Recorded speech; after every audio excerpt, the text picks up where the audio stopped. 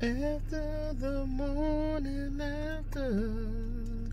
Hey, what it do, y'all? It's your boy E2 Blue coming back at you again. Hey, it's Friday. It's Friday. Yeah. So, you know what that means? I don't know what that means. It's Labor Day weekend, though. But y'all be careful out there because, you know, people, you know, things opening up.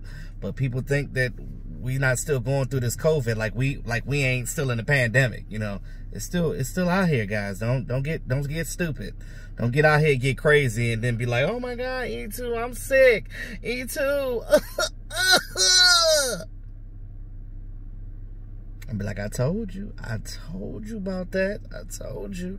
You can still be easy. Still wear your mask. I got a bunch of cowboy masks though. I got a bunch of them.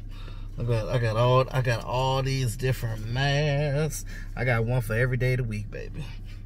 And then of course I got my Sigma mask, you know, blue fire all day, you know. Anywho, some news broke today. Randy Gregory has officially been conditionally reinstated to the NFL. Now, we went through this long battle in the offseason. Everybody kept asking me, oh, E2. Is Randy Gregory coming back? Can we officially put him on the roster? Can we do this? Can we do that? No. And I kept telling fans, I said, look, curb your enthusiasm. Just wait. He'll get reinstated at some point. Remember, we're going through this pandemic. They're not even focusing on that. They're focusing on, well, at the time, they were focusing on trying to get all the things working with the current players that are already in the league. You know what I mean? So that's what their focus was on. They wasn't worried about people that were outside the league.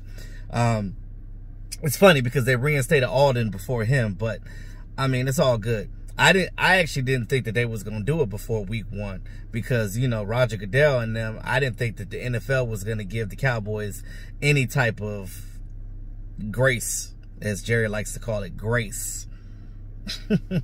I didn't think they were going to do it, but they pulled it off. Now, we talked about him being frustrated in the offseason about, you know, being forgotten about and things of this nature.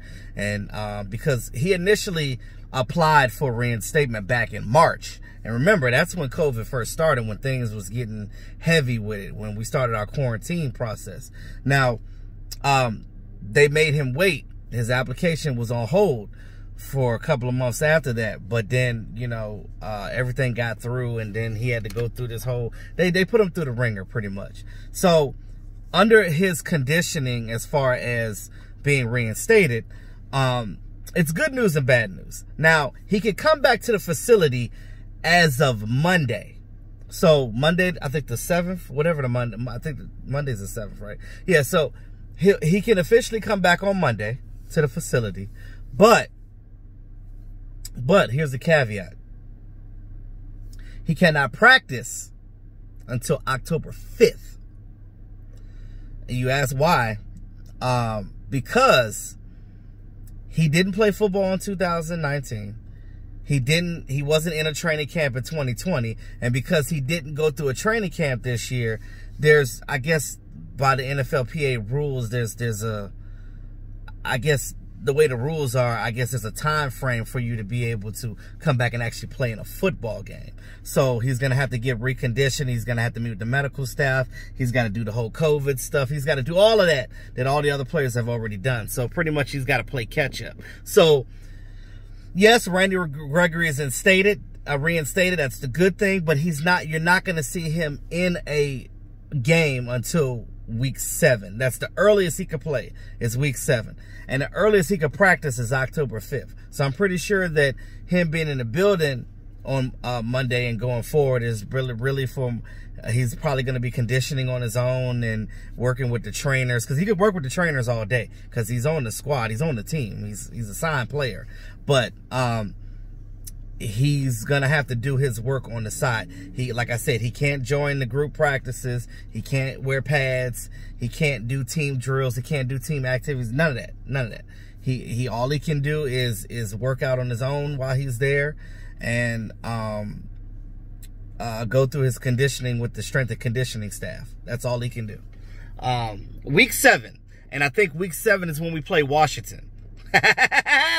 He's going to come back for Washington, guys. That's going to be interesting. So, and he's going to be hungry and he's going to be ready to go by then. But I guess that's in place to keep the players from getting, you know, they got to get conditioning. You got to get back into football shape.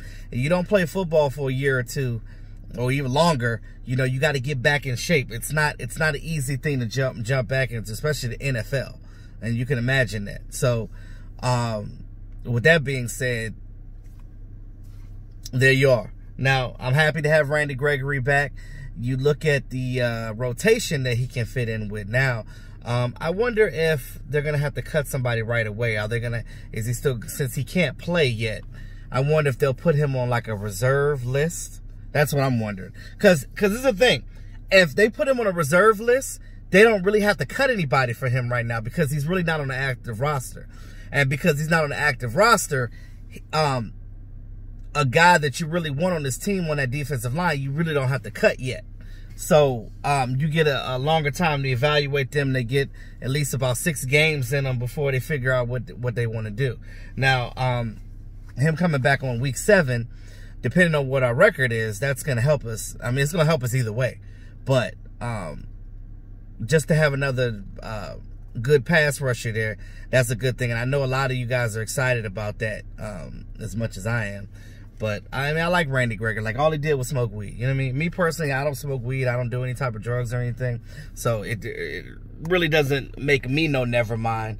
But, you know, for guys that like to do it, I mean, I don't fault you. Hell, a lot of people do it at this point. It's legalized in a lot of places now. But at the same time, you know, it is what it is. He wasn't a bad teammate. He wasn't a guy that, like, you know, caused a problem in the locker room or anything like that. These players love him. And, you know, they're ready for him to come back as well. So, you know, that camaraderie with those guys are going to be good. So, I mean, but you look at that defensive line now. You got your ends. You got D-Law. You got Dorrance Armstrong. You got Bradley and Nye. You got Everson Griffin. You got Alden Smith. So, you know, you have all these guys that they can rotate in there. And it's just going to be a good thing as defensive. And now with Tyrone Crawford, he's going to move from... he's going to play 3 tech and defensive end. So they're going to move Tyrone Crawford around, which is why Tyrone Crawford's role on this team is important, because he's one of the few guys that have position flex on that line. He can do more than just one thing. And that's important right now, considering that McCoy is out. So that's going to help that rotation when you stick him in with Tyrone right there at the 3 tech. But we'll see what happens. But like I said, he could come in the facility on Monday, but he can't do any teamwork stuff until October 5th. But it's just good to see him back reinstated. And the conditional thing, I'm pretty sure they're gonna, with that, there's a lot of stipulations in there. They're gonna probably drug test the hell out of him. You know that they're gonna do the same thing they did the last time. They're going to try to run him through the mud. They're like, look, I need you to come to Chicago this week to come do a drug test. I need you to do this. I need you to do that. They're going to run him through the ringer. So understand that, because he's a repeat felon, not felon. That's the wrong term to use. Since he's a repeat guy that got, you know, kicked out of the league, they're going to be hard on him. They're going to be really hard on him. So those conditions, I wonder what those conditions are. But I can imagine that it's going to be a lot of drug testing for him. Way more than any other player on this team. So I look at it like that. I will be at Mark Holmes' house tonight for his live stream, helping him out on his channel.